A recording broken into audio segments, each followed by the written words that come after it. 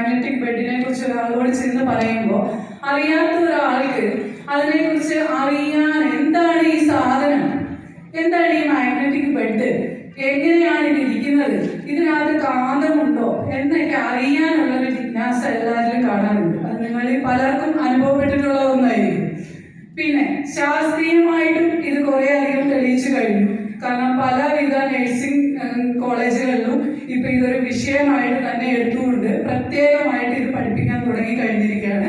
ഏറ്റവും അടുത്ത് തന്നെ നമ്മുടെ നാട്ടിലും ഇത് നഴ്സിംഗ് സ്റ്റുഡന്റുകൾക്ക് ഉടനെ തന്നെ പഠിപ്പിക്കുന്ന രീതിയിലേക്കാണ് പോയിക്കൊണ്ടിരിക്കുന്നത്. കാരണം ഈ കാന്തികം എന്ന് പറയുന്നത് വളരെ പണ്ട് മുതൽക്ക് തന്നെ നമ്മുടെ പൂർവികരെല്ലാവരും തന്നെ ഇത് ഉപയോഗിച്ച് വന്നിരുന്ന ഒന്നാണ്. നമുക്കൊക്കെ അറിയാം, നമ്മുടെയൊക്കെ വീട്ടിൽ കുഞ്ഞുങ്ങൾ ജനിച്ചു കഴിഞ്ഞാൽ ഏകദേശം ഒരു 28 എന്നൊക്കെ പറയുന്ന 28 നൂലുകെട്ട് അങ്ങനത്തെ ചടങ്ങുകളൊക്കെ ഹൈന്ദവ ആൾക്കാർക്ക് അറിയാമായിരിക്കും. മറ്റുള്ളവരുടെ എനിക്ക് അത്രത്തോളം അറിയില്ല. എങ്കിൽ പോലും അന്ന് കുഞ്ഞുങ്ങൾക്ക് നമ്മൾ പഞ്ചലോഹം എന്ന് പറയുന്ന ഒരു സാധനം നമ്മൾ അരയിൽ കെട്ടും. അതിനകത്ത് ഈ പറയുന്ന നമ്മുടെ മാഗ്നറ്റിക് ഉൾപ്പെടെയാണ് വരുന്നത്.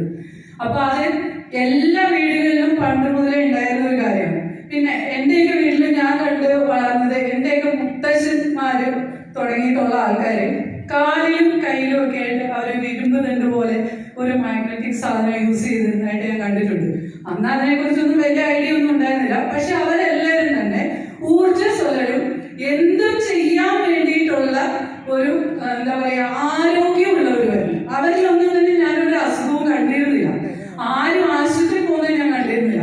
പക്ഷെ എന്റെയൊക്കെ തലമുറ വന്നപ്പോ ഞാനൊക്കെ എന്ന് വെച്ച് കഴിഞ്ഞാൽ ആശുപത്രിയിൽ ഇറങ്ങാൻ നേരില്ല. അങ്ങനെയായിരുന്നു.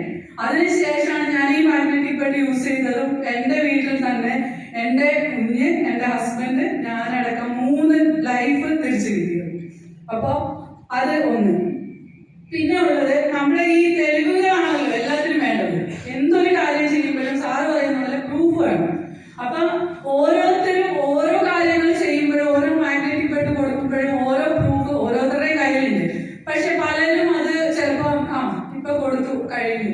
പക്ഷെ എന്റെ കയ്യിൽ ധാരാളം പ്രൂഫുകൾ ഉണ്ടായിരുന്നു. പക്ഷെ എനിക്കത് കുറച്ച് നാളെ ഞാൻ അതിൽ നിന്ന് മാറി നിന്നപ്പോഴത്തേക്ക് അതൊക്കെ എന്റെ കയ്യിൽ നിന്ന് നഷ്ടപ്പെട്ടു. പക്ഷെ ഇപ്പൊ ഞാൻ നിങ്ങളോട് എല്ലാവരോടും പറയാം, നിങ്ങൾക്ക് കിട്ടുന്ന ഓരോ പ്രൂഫും നിങ്ങൾ സേവ് ചെയ്ത് വെക്കണം. എന്താണെന്ന് വെച്ചാൽ അടുത്ത ആളുകളിലേക്ക് അത് എത്തിക്കാൻ വേണ്ടിയിട്ട് ഏറ്റവും കൂടുതൽ ഉപകാരപ്രദമായ ഒരു സാധനമാണത്.